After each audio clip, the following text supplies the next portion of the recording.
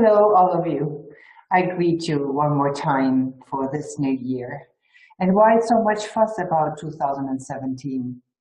Because indeed, it is a totally new signature. I'm sure that most of you have already felt that very clearly within themselves, but sometimes it's difficult to put our finger on it or give it a name because it's somehow too subtle that we may really identify it. I'd like to put it in this way. Last year at the same time, I was recording some videos in English and in German to invite participants for what I call the master course for enlightenment. And this project was something that my own team nudged me to do. They already started to talk about it in August 2015. And they said it is because the end of so-called New Age programs and the end of traditional spiritual pathways had come or was coming. And it was needed to have a very in-depth training course for those individuals who really want to move on. They were explaining that 2016 was something where there was a disruption where we had to review many of our old programs, the way we have lived so far, the way we have anticipated our future or the rest of our lives. And they were speaking about a total shift of reality if we were ready for that. And now I'm sitting here 1 year later. The English-speaking videos I never sent out because after some time it was clear that the mastermind course was getting filled very quickly and it would absorb all of my time, all of my attention, and everything which I could share time-wise and energy-wise, because it was really something which needed full input and full attention in all ways and by all means. So, and also they were saying that for the English-speaking audience, especially for the Americans, there would be some surprises that would come up and some specific work that would wait for English-speaking audiences. So I dropped that idea of presenting or launching this course, but this year already, towards the end of 2016, I had them in my neck to say this year, 2017, will be dedicated only to English-speaking participants. And as in the course last year, they said they want to have a very small group so that they can monitor each one individually. So that's also something that I was observing in most of, let's say, the seminars or programs or workshops that we have all been used to or that we have visited and that we have encountered. Even in my own life, I've been always curious. I always wanted to upgrade my situation, and my association with my beloved teacher was also in such a way that, you know, you needed to go to seminars, you needed to upgrade your condition. And so it was usually something where we could invest a part of ourselves, like going to a seminar, but not necessarily everything. So we could always navigate and discuss and argue in some sense and leave parts of us behind. For me, it was at one point when my teacher really challenged me and he said, you only put your small toe in the water, that's not going to get you anywhere. So if you want to have the full benefit of what it can offer, you need to really sort of give yourself and in some sense really surrender to yourself.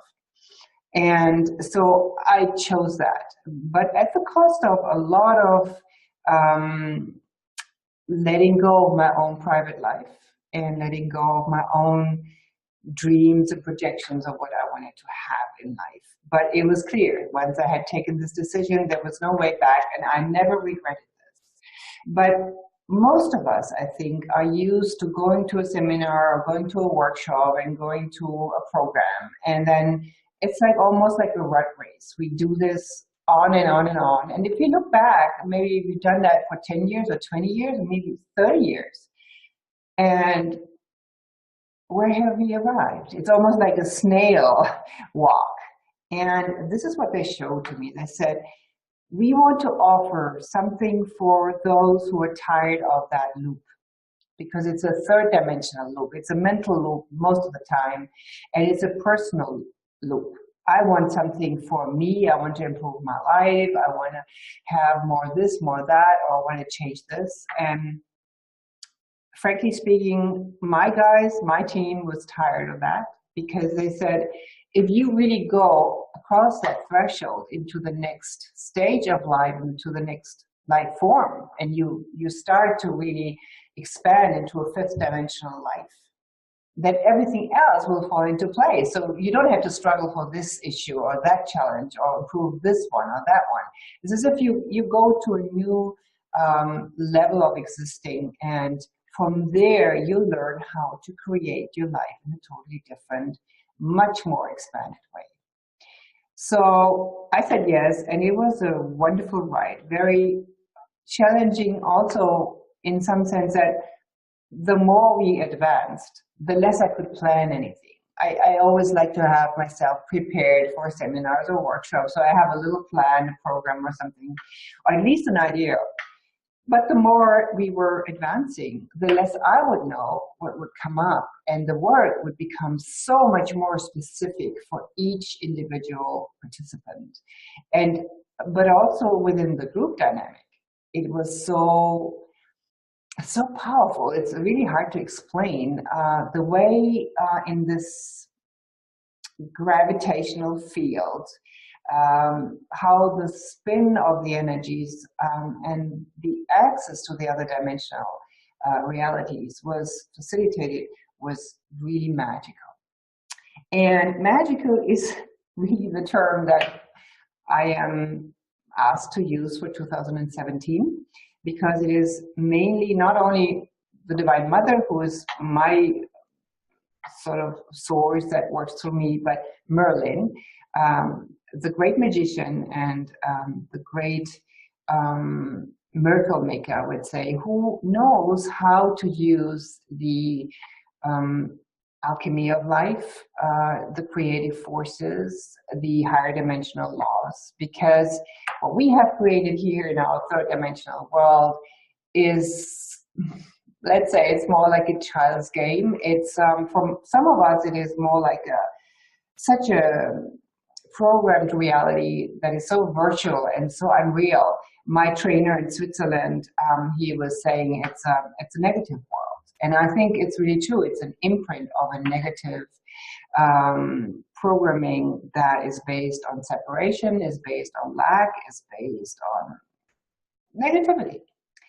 So Merlin is, for me, or has been at the end of last year in our group, one of the driving forces that helps us to balance the half of the hemispheres of the brain. He helps to upshift our biology along with the dragons. The dragons are the elemental forces of Earth, and all of this is a big, big shifting of Gaia. And I mentioned it in my newsletter.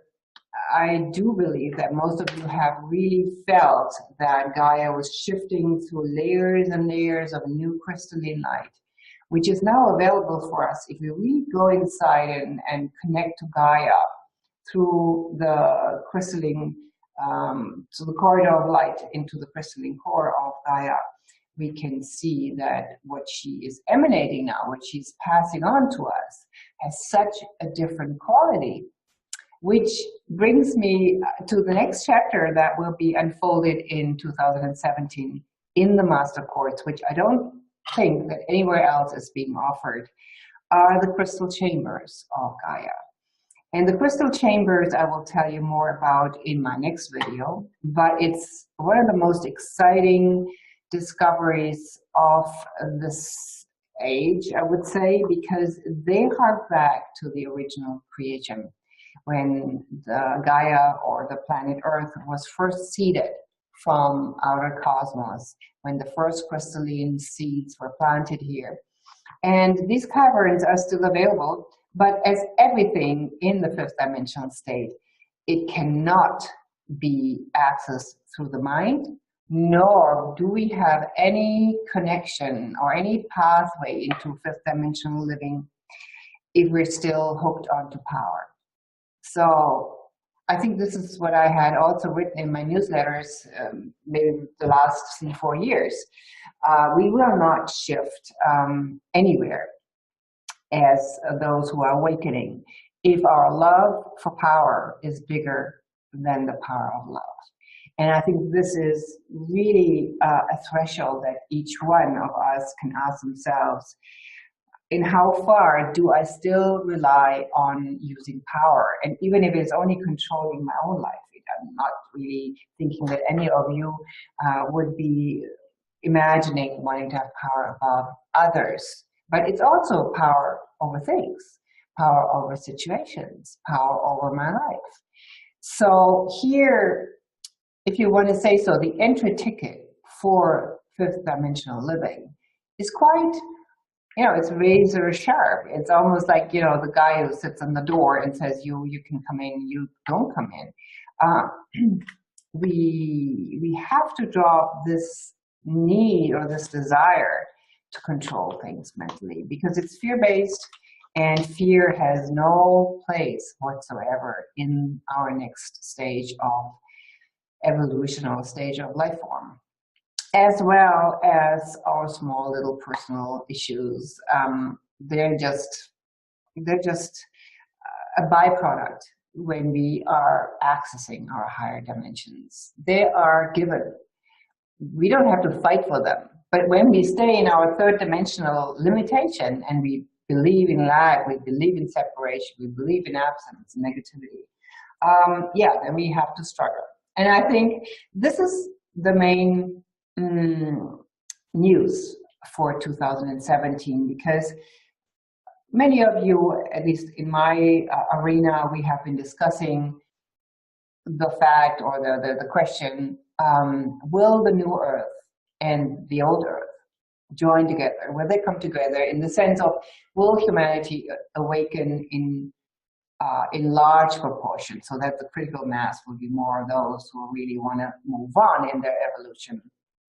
And in the recent month, there was more and more doubt, and I was actually inquiring in my heart. I wasn't asking this to my team, but at one point in August, my now passed on master, who I spent 30 years with, Charity, he came up in one of the communications and says, well, I'll tell you, they're not going to join together. They're going to go separate ways. And at the time, it wasn't shocking me so much, because this was, I was observing this need in what I see in the field, so to speak, in the collective field, that this holding on to power, to fear, to money, to all these small little things, and this not even a question of where can I join, where can I move, how can I evolve. So it was almost drifting more and more into one certain direction, which pained me to a certain extent. But beginning of 2017, right now, it was very clear in the group of the Ascended Masters that it's not going to go together, and you have to be clear that you don't need to even look into the direction of helping humanity shift. They have decided. It's almost like in the harmonic convergence in 87, where yes, there was a willingness in humanity to move forward spiritually, but it wasn't enough. Evidently, it wasn't enough. The love for power was still too large, too strong. And it's fine, because there's no time, there's even no cycles in some sense or the other. So let one big chunk of humanity go into this direction and have them keep entertained in their separation game, in their power game, and that's fine. But it releases many of us into a new state of being. It takes away a lot of this burden that is almost hardwired in our DNA, that we're here to serve. And that comes back to what I said in my small video from the Virgin Islands, it is a call to service this year. But I'd like you to understand it's not a call to service to humanity as it is. I think it is no longer appropriate to focus our time in a quite a fruitless endeavor, talking to deaf ears. But service is our nature. We want to serve, and we don't feel okay, we feel depressed if we can't serve. So whom to serve? I think it is evident. It is the new earth, it is source.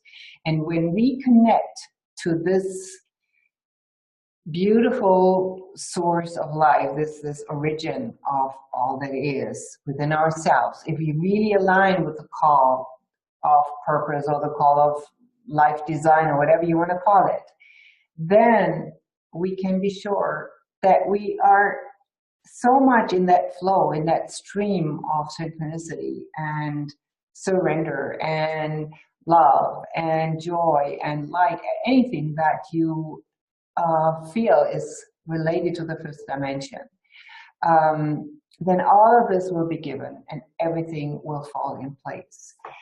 The difficult thing is, of course, that we need to prepare our physical vessels. We need to understand a few things. It's not as before a spiritual matter, not at all really. It's not a philosophy or any religious concern. It's more to understand the laws of this creation, the laws of this universe. And I'm talking about the high dimensional laws. I don't speak about gravity or duality or polarity or even electromagnetic fields at all, because when we move away from polarity, we get into this 0 point field or situation where, first of all, we feel a little lost, but that's okay. But then we move on to a higher approach to life. And this is what I will speak about next time around in my next video. But I'd like you, all of you, to really feel inside, how has my attitude towards life and towards reality shifted from 2016 to 2017. And I'm sure that each one of you will feel one way or the other, yes, there's something that's really different. I can't put a name to it, but it's different. And I'd like to really refer to that when I speak to you next time. So until then, namaste, take care, and I'm looking forward to be with you next time.